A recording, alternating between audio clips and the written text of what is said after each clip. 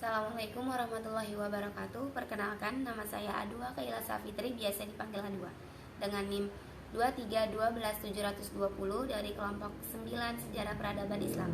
Dosen pengampu Dr. Helna Nelis MPD.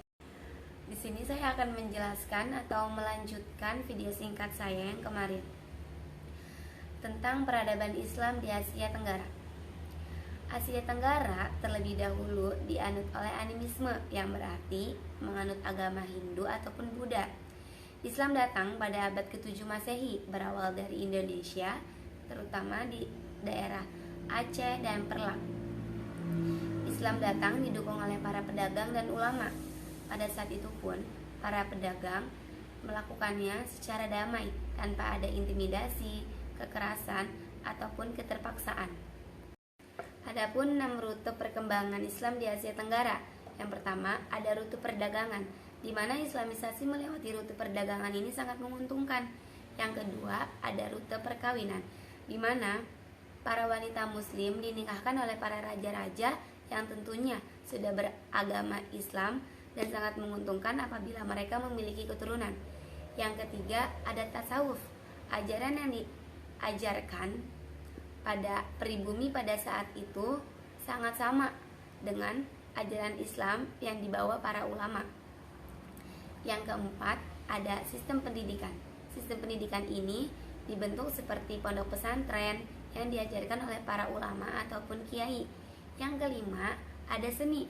Ada seni wayang yang diselenggarakan oleh Sunan Kalijaga pada saat itu. Ada seni kaligrafi dan sebagainya. Yang keenam, yaitu politik.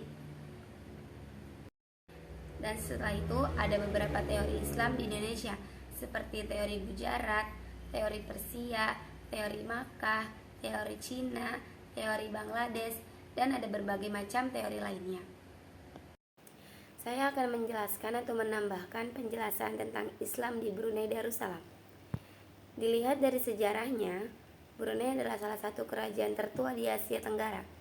Sebelum abad ke-16, Brunei memainkan peranan penting dalam penyebaran Islam di wilayah Kalimantan dan Filipina.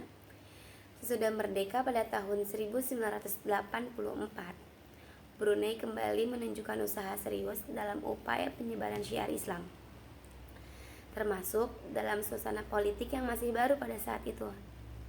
Agama Islam di Brunei Darussalam diperkirakan mulai diperkenalkan sekitar tahun 977 melalui jalur timur Asia Tenggara oleh para pedagang dari negeri Tiongkok.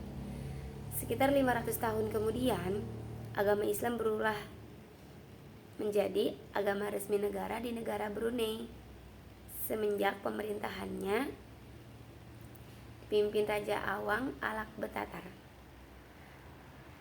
Raja Awang Alak Betatar masuk Islam dan berganti nama menjadi Muhammad Shah sekitar tahun 1406 Masehi.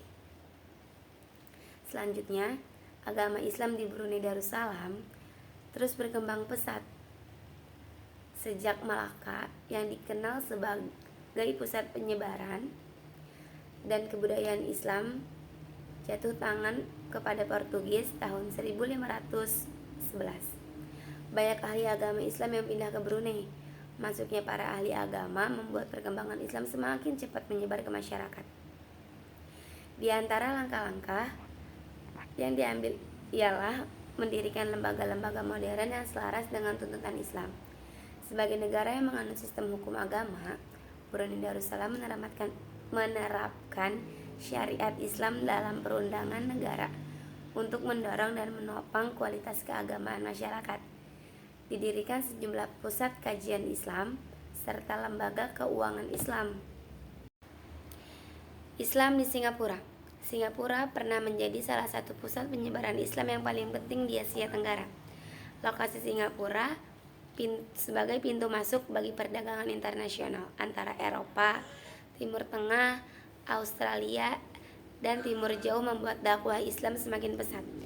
Penyebaran Islam di Singapura berawal dari masa Kesultanan Melaka dan diteruskan hingga masa kolonialisme sampai pada awal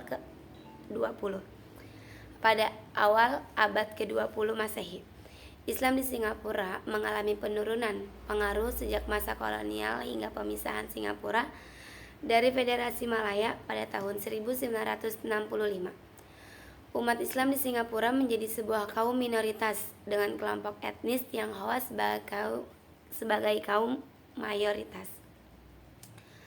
Pedagang Muslim di Singapura menyebarkan Islam di Singapura sejak abad ke-15 Masehi.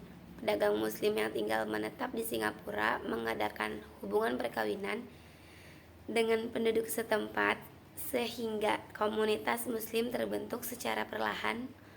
Para pedagang Muslim yang menetap kemudian juga menjadi guru agama dan imam. Islam di Kamboja. Islam tiba di Kamboja pada abad ke-10 hingga abad ke-11. Sebagian besar etnis Cham memeluk Islam pada abad ke-16 hingga abad ke-17 menjelang jatuhnya kerajaan Champa.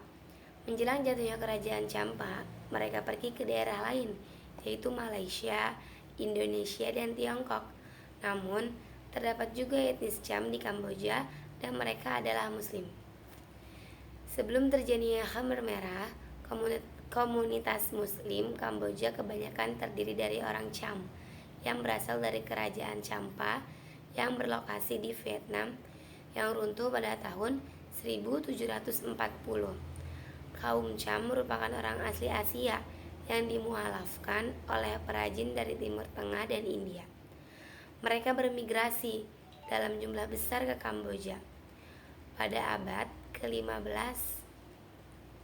Selain mereka terdapat juga etnis Melayu dan Muslim Malaysia yang datang ke negara tersebut pada abad yang sama. Ada beberapa pengaruh Islam di Asia Tenggara.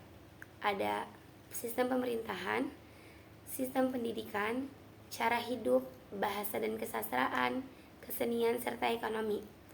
Ada pula seni dan arsitektur Islam di Asia Tenggara seperti kaligrafi, masjid, dan batik.